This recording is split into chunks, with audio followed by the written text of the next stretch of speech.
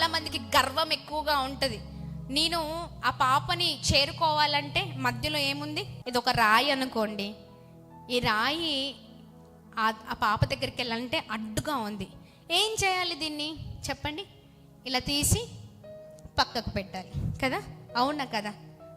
నేను ఈ ఉపవాస ప్రార్థనలో ప్రభువుని చేరుకోవాలంటే నాలో ఉన్న బలహీనతలు ఉన్నాయే, ఈ బలహీనతలు గర్వం కావచ్చు, కోపం కావచ్చు, అసూయ కావచ్చు, కుళ్ళు కావచ్చు, లేకపోతే ఇంకా ఏదైనా కావచ్చు. ఇంకా చాలా మంది కొన్ని అలవాట్లు ఉంటాయి, అనవసరంగా అనేకుల గురించి తప్పుగా మాట్లాడే అలవాట్లు కావచ్చు.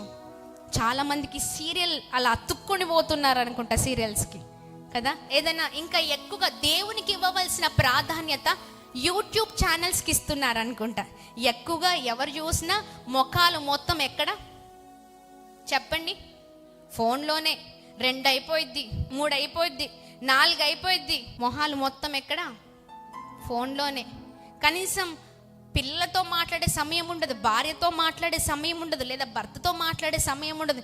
మొత్తం అంతా ఫోన్లో పెట్టి ముఖమంతా ఏం చేస్తామండి దాని ద్వారా, అవునా? ఒకవేళ బాగా అదే దానికి అడిక్ట్ అయిపోయారు అనుకుంటా, అది తీసి పక్కకు పెట్టండి దేవుని కొరకు. హల్లెలూయా. ఇంకా ఏ బలహీనతలు, తాగుడనే అలవాట్లు ఉన్నాయేమో, లేకపోతే ఇంకా ఏవైనా కొన్ని చిన్న పొరపాట్లు ఉన్నాయేమో, వాటిని తీసి పక్కకు పెడితే ప్రభువుని మనం చేరగలుగుతాం.